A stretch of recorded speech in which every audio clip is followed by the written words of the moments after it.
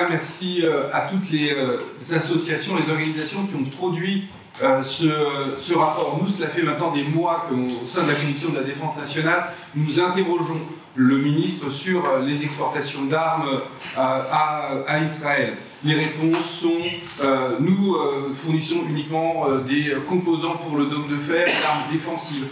Nous fournissons uniquement des composants qui sont assemblés en Israël pour être réexpédiés depuis Israël.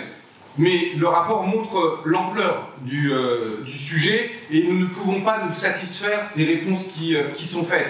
Déjà, il n'y a aucune garantie et aucun suivi sur les réexpéditions supposées des armes assemblées en Israël. De la même manière, on le voit, les pièces qui sont ciblées par ce rapport ne servent pas au dôme de fer. Et il a été rappelé que la France est signataire du traité sur le commerce des armes.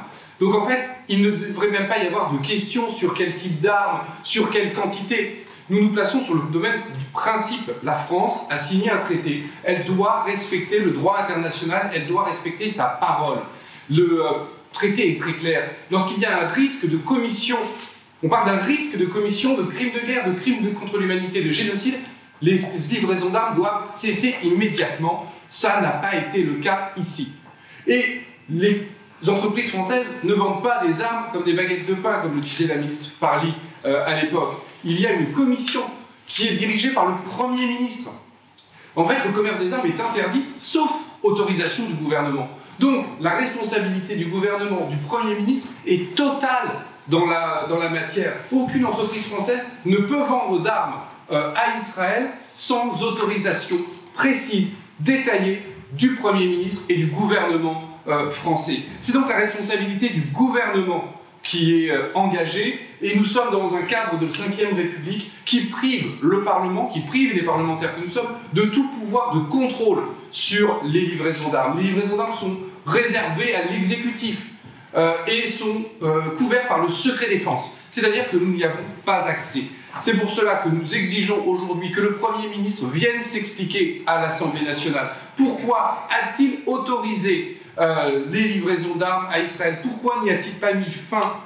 Pourquoi le rapport sur les ventes d'armes de l'année précédente a mis plus de 6 mois de retard pour être publié? Que va-t-il être du rapport de cette année? Nous exigeons qu'il soit publié dès le mois de juin, comme cela a été l'habitude, que les ministres concernés viennent le présenter devant l'Assemblée nationale au plus vite. Il faut évidemment que les députés puissent accéder aux données sur les ventes d'armes, qu'ils soient habilités secret défense si le gouvernement ne veut pas le lever, le secret défense, mais il n'est pas possible qu'au nom du secret défense, les parlementaires, le peuple ne puissent pas contrôler ces ventes d'armes. Et évidemment, il faut en finir avec ces ventes d'armes à Israël. Un embargo doit être mis en place.